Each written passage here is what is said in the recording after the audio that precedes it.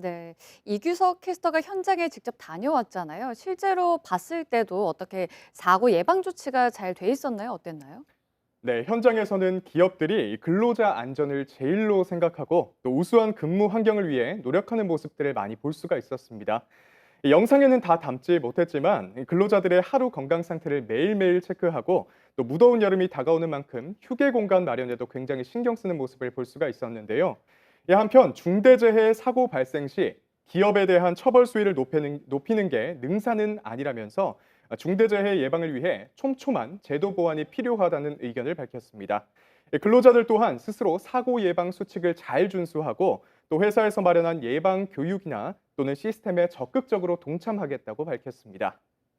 아까 이 영상에서 지난해 사고 실태에 대해서 한번 확인을 했었는데 중대재해처벌법이 시행되고 있는 올해에도 지금 산업재해가 꽤 많이 일어나고 있는 것 같거든요. 지금 광주 전남 지역의 사망 사고 실태가 어떻습니까? 네, 광주 전남 지역에서는 중대재해처벌법이 시행되고 있음에도 불구하고 사망 사고가 늘어서 매우 우려스러운 상황입니다. 지난 6월 9일 기준 광주 전남 지역에서 총 27명의 산재 사망자가 발생했는데요. 이는 작년 동기 25명과 비교할 때 2명이 늘어난 수치입니다.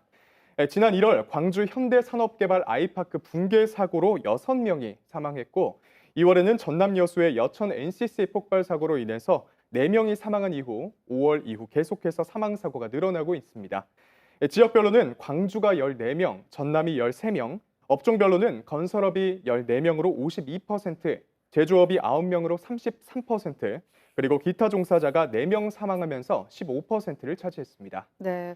특히 올 1월에 이 중대재해처벌법이 시행이 됐기 때문에 중대재해처벌법에 적용된 사건들도 있을 것 같거든요.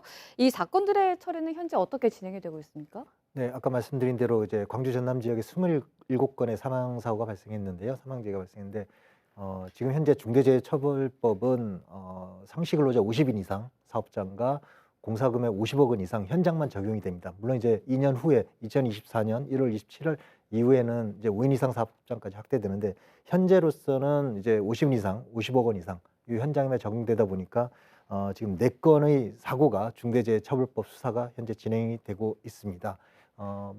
그중에 이제 한 건이 지금 이제 지난 5월 달에 아파트 건설 공사 현장에서 이제 광주에서 발생한 현장인데요. 콘크리트 펌프가가 이제 아마 꺾이면서 붕대가 꺾이면서 그 밑에 있던 근로자가 이제 다치는 사고가 발생을 했고 나머지는 이제 여수 여천 지역 여기서 이제 3건이 발생을 했는데 금방 말씀하신 것처럼 여천 NCC 폭발 사고가 가장 먼저 그 광주 전남 지역에서는 가장 먼저 1호 사건이 시작이 되었고요. 그다음에 이제 여수 지역에서 2건의 이제 또 사망 사고 발생한데 공장 철거 작업 중에 폐전선을 정리하다가 근로자가 사망하는 사고가 발생을 했고 또 하나는 이제 그 철강 공장에서 자재를 운반하다가 자재 사이에 협착되는 그런 사망 사고가 발생했습니다. 근데 저희는 이제 중대재해처벌법 이 4건에 대해서는 지금 가장 이제 기업 경영 책임자가 얼마나 안전보건 확보 의무를 제대로 이행을 했는지 그 부분이 중점이기 때문에 그거에 대한 혐의 입증에 최선을 다하고 있습니다. 그래서 그 부분을 위해서 가장 중요한 것은 증거 확보와 관련자 진술 확보인데요. 저희는 사건 초기에 초동 수사에 좀 더 신중을 많이 기하고 있습니다. 그래서 가급적 빨리 현장 사고 발생 현장과 본사에 대한 압수수색을 실시하고 또 참고인이라든지 그다음에 기업 경영 책임자에 대한 진술 조사까지 저희가 가급적 빨리 해서 혐의 입증에 최선을 다하고자 합니다. 그래서 어쨌든 현재 4건이 진행되고 있는데요. 신속하게 수사가 마무리될 수 있도록 노력해 가겠습니다. 네, 뭐 두 분께서 말씀하신 것처럼 참 이 가슴 아픈 사고가 계속해서 발생하고 있는데 이 사고는 어떤 사고든 마찬가지겠지만 이 예방이 좀 중요한 거 아니겠습니까? 현재 광주지방고용노동청에서는 예방을 위해서 어떤 대책들을 시행을 하고 있을까요? 지금 앞서 말씀드린 것처럼 광주 전남 지역에는 27건의 사망 사고 중에 50% 정도가 건설업에서 발생하고 있고 네. 30% 정도가 제조업에서 발생하고 있는 것입니다. 그러다 보니까 저희 사망 사고 예방에 좀 집중해야 될 대상을 건설업과 제조업으로 보고 있습니다. 먼저 건설업에 대해서는 건설업체 대표들이 좀 더 안전을 챙기는 게 필요하다. 그렇게 저희가 생각을 해서 안전을 좀 체계를 구축할 수 있도록 주기적으로 좀 간담회를 통해서 당부를 하고 있고요. 네. 또 무엇보다 현장의 소장이 가장 중요한 역할을 해야 되는데 신규 건설 현장 소장들도 그런 부분을 제대로 챙길 수 있도록 저희가 안전 교육에 좀 집중을 하고 있고 그냥 항상 저희는 이제 현장에 대한 상시 점검을 할 수밖에 없습니다. 왜냐하면 네.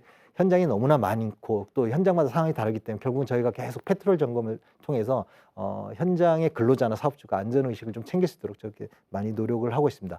두 번째로 이제 제조업의 경우는 아까 말씀드린 끼임 사고가 상당히 많이 발생하고 있기 때문에 그 위해 위험 설비들, 기계 설비들을 많이 보유한 사업장의 좀 현황을 조사해서 위험 등급을 분류를 합니다. 그중에서 한 900여 개소에 대한 고위험 현장에 대해서는 저희가 좀 더 집중적으로 자율 점검을 실시하고 미흡한 경우에는 저희가 직접 나가서 감독을 실시해 나가고 있습니다.